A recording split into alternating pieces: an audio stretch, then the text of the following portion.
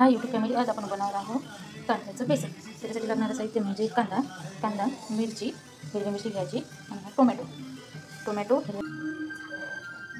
Tomato, हिरवी मिरची। आता सुरुवातीला आपण तेल टाकून घेऊया। आपण तव्यावर बनवणार आहोत। सुरुवातीला आपण तेल टाकून घेऊया। आपल्याला जेवढं लागतं तेवढं तेल टाकून घ्यायचं। मी साधारणतः 2 माप घालणार आहे ते।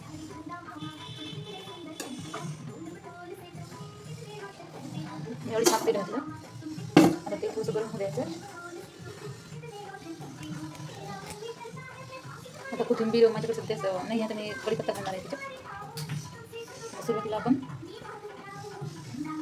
कढीपत्ता घालणार आहोत। नंतर हा कांदा, पुन्हा चिरलेला कांदा घालणार आहोत।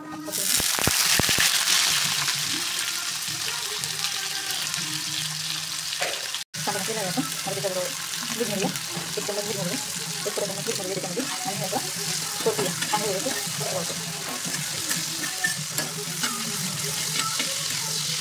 आता याच्यात आपण हिरवी मिरची घालू। मिरची आणि कांदा व्यवस्थित होऊ द्यायचा आणि नंतर टोमॅटोला पाणी घालते। आता सध्या टोमॅटो घालायचं, कांदा आणि मिरची कच्ची राहते। आता त्याला बेसन करणार आहोत। बेसन म्हणा, पिठलं म्हणा, कोल्हापूरला पिठलं म्हणतात बेसन। आता कांदा आणि मिरची व्यवस्थित परतून झालेली आहे। आता आपण घालणार आहोत टोमॅटो, बारीक चिरलेला आपण टोमॅटो घालणार आहोत। टोमॅटो घालायचं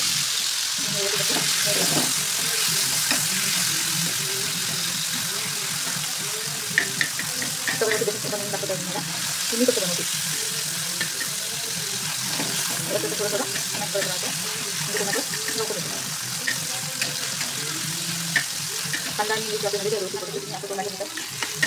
आता व्यवस्थित द्यायला मॅश द्यायचं व्यवस्थित। आणि एक आपण बेसन पाण्याने भिजवलेलं आहे, भिजून ठेवलेलं आहे म्हणजे त्याला गाठी बनत नाही।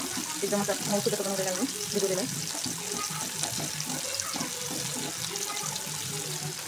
त्याच्यामध्ये व्यवस्थित झालेलं आहे।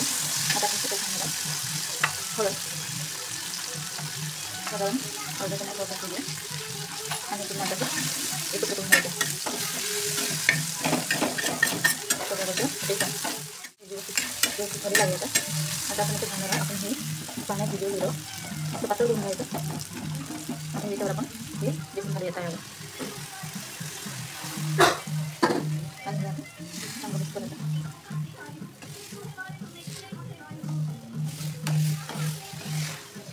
मिक्स करून घ्यायचं